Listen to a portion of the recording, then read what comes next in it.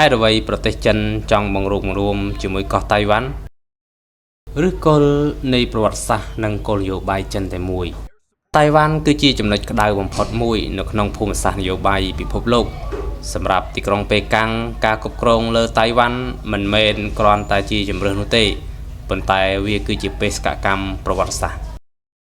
បន្ទាប់ពីសង្គ្រាមស៊ីវិលចិនបានបញ្ចប់នៅឆ្នាំ1949ក្រុមអ្នកចាញ់គឺគណបក្សកូមីនតាងបានភៀសខ្លួនទៅកោះតៃវ៉ាន់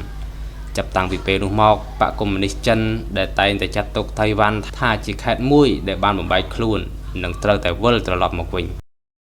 ការបង្រួបបង្រួមជាតិគឺជាសសរស្តម្ភដ៏សំខាន់នៃភាពស្របច្បាប់របស់បក្សកុម្មុយនីសចិនលោកស៊ីជីនពីងបានបញ្ជាក់យ៉ាងច្បាស់ថាបញ្ហាតៃវ៉ាន់មិនអាចទុកឲ្យកូនចៅជំនាន់ក្រោយដោះស្រាយរហូតនោះទេសម្រាប់ចិនការបាត់បង់តៃវ៉ាន់គឺជាស្លាកស្នាមនៃភាពអាម៉ាស់នៅពេលដែលមហាអំណាចបរទេសបានចូលមកបែងចែកទឹកដីចិនការយកតៃវ៉ាន់មកវិញគឺជាការបញ្ចប់នៃភាពអាម៉ាស់របស់ខ្លួនហេតុអ្វីបានជាភូមិសាស្ត្រតៃវ៉ាន់មានសារៈសំខាន់ម្ល៉េះប្រសិនបើអ្នកមើលផែនទីអ្នកនឹងឃើញថាតៃវ៉ាន់ស្ថិតនៅចំកណ្ដាលនៃខ្សែក្រវ៉ាត់កោះទី1បច្ចុប្បន្នកងទ័ពជើងទឹកចិនត្រូវបានលំពាត់ដោយសម្ព័ន្ធមិត្តរបស់អាមេរិកមានជប៉ុនហ្វីលីពីននិងតៃវ៉ាន់ប្រសិនបើចិនគ្រប់គ្រងតៃវ៉ាន់ពួកគេនឹងមានច្រកចេញដោយសេរីទៅកាន់មហាសមុទ្រប៉ាស៊ីហ្វិកដែលអនុញ្ញាតឲ្យនាវាមុជទឹកដើរដោយថាមពលនុយក្លេអ៊ែររបស់ចិនអាចលាក់ខ្លួនបានយ៉ាងងាយស្រួលតៃវ៉ាន់ស្ថិតនៅជិតឆ្នេរសមុទ្រភាគខាងកើតរបស់ចិនដែលជាតំបន់សេដ្ឋកិច្ចដ៏មានសក្តានុពលបំផុតដូចជាទីក្រុងសៀនចិនទីក្រុងសៀងហៃការមានមូលដ្ឋានបរទេសឬឥទ្ធិពលអាមេរិកនៅតៃវ៉ាន់ប្រៀបដូចជាកំបិតដាក់លើករបស់ចិនអញ្ចឹងផ្លូវដឹកជញ្ជូនទំនិញអន្តរជាតិភាគច្រើនឆ្លងកាត់ច្រកសមុទ្រតៃវ៉ាន់ការគ្រប់គ្រងតំបន់នេះ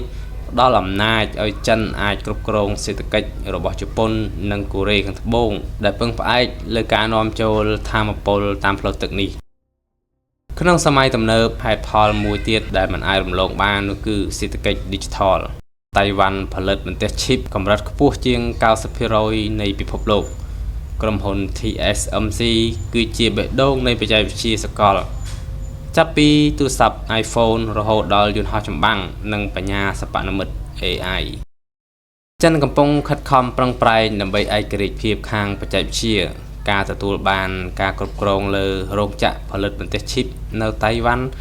នឹងធ្វើឲ្យចិនក្លាយជាមហាអំណាចសេដ្ឋកិច្ចលេខ1ភ្លាមៗនឹងធ្វើឲ្យសហរដ្ឋអាមេរិកធ្លាក់ក្នុងស្ថានភាពលំបាកការចង់បានតៃវ៉ាន់របស់ចិនគឺជាការបញ្ចូលគ្នារវាងមនោគមវិជ្ជាប្រវត្តិសាស្ត្រយុទ្ធសាស្ត្រយោធានិងអំណាចសេដ្ឋកិច្ច